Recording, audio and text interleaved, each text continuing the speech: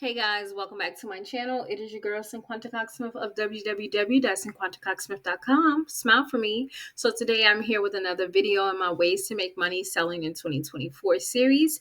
As always, let's get into the video.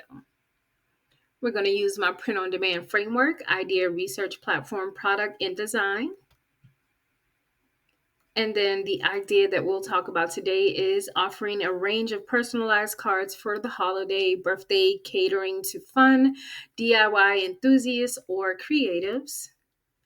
And some of the research or ideas that I can give you is to create fun birthday cards that are simple but fun for the normal more so than the normal birthday cards. The platform that I'm choosing today is Gelato.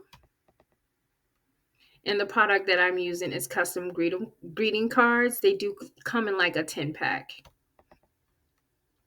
So the design I created was in Canva, really cute happy birthday cake and with some balloons on the back.